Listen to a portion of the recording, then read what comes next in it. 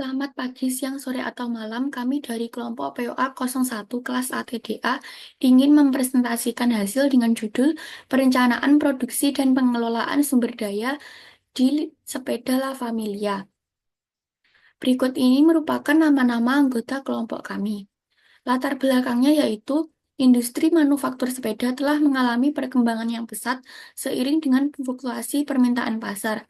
Salah satu produk yang terpengaruh oleh dinamika ini adalah sepeda La Familia, terutama untuk tipe Yellowback dan Greenback.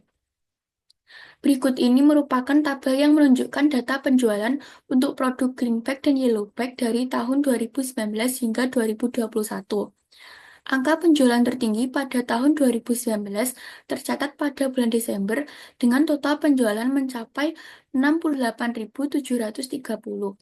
Pada tahun 2020, meskipun ada penurunan sementara di bulan Januari, angka penjualan kembali meningkat pada bulan-bulan berikutnya mencapai 76.264 unit pada bulan November. Pada tahun 2021, penjualan Greenback dan Yellowback menunjukkan tren yang stabil dengan angka penjualan bulanan yang konsisten seperti tercatat pada bulan Desember dengan total penjualan 83.695. Baik, slide ini adalah forecasting. Forecasting adalah meramalkan nilai suatu variabel di masa depan dengan menggunakan informasi yang lebih banyak, prediksi yang lebih akurat dapat diperoleh. Selanjutnya ada beberapa tabel pada slide ini.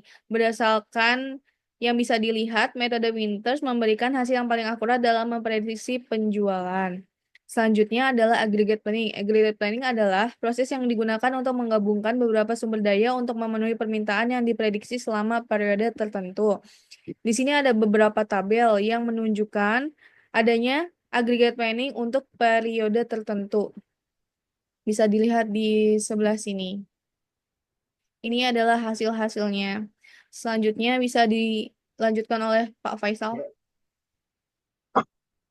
Ya, baik. Selanjutnya, berdasarkan hasil di atas dapat dilihat bahwa hasil kos termurah di Zero Inventory Plan dengan total biaya 36.500.500.500.000 karena perusahaan harus memproduksi seluruh produk yang dibutuhkan tanpa mempertimbangkan stok yang ada dari produksi tersebut.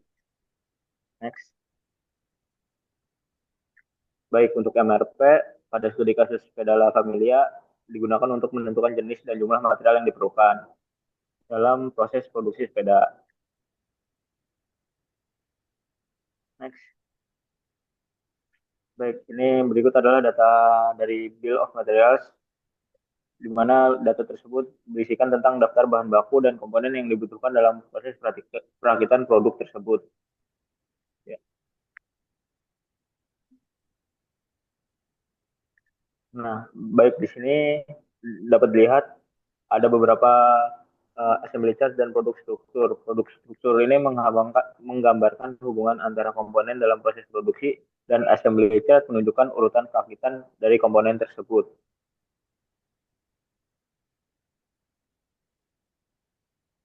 Selanjutnya bisa dilanjutkan oleh rekan kami.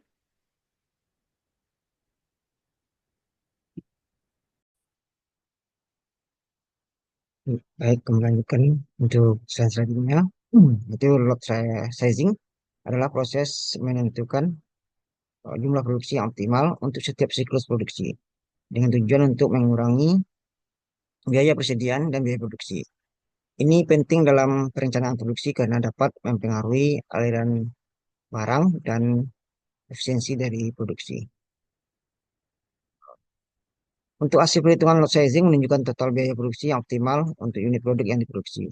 Berdasarkan perhitungan total biaya untuk lot sizing adalah 495.616.000. Ini menunjukkan bahwa jumlah lot yang dihitung memberikan efisiensi biaya produksi dalam jumlah unit yang optimal.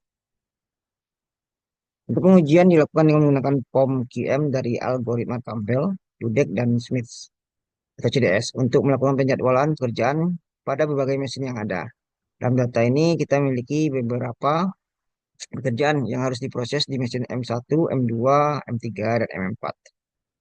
Waktu yang dibutuhkan pada mesin M1, M2, M3, dan M4 adalah masing-masing 2, 5, 3, dan 7 menit dengan menggunakan algoritma CDS dapat digunakan menghitung waktu total untuk setiap urutan pekerjaan yang berbeda dan memilih urutan yang paling efisien. Optimalisasi ini sangat penting untuk memastikan produksi berjalan dengan lancar dan tanpa keterlambatan yang signifikan.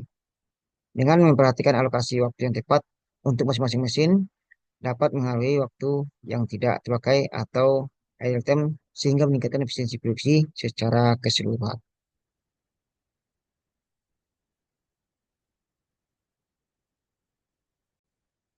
Algoritma CDS menghasilkan solusi optimal untuk penjadwalan operasi dengan urutan pekerjaan 3, 5, 1, 4, dan 2. Waktu idle mesin tercatat 50 menit per hari, masih dalam batas wajar untuk menjaga efisiensi. Dengan waktu produksi 50 menit per unit, kapasitas produksi harian mencapai 9 unit jika dilakukan satu persatu atau meningkat menjadi 10 unit jika dilakukan secara bersamaan. Menunjukkan efisiensi tetap terjaga meski ada waktu idle. Pada tabel dapat dilihat bahwa rincian waktu pemrosesan dan waktu penyelesaian untuk berbagai bagian.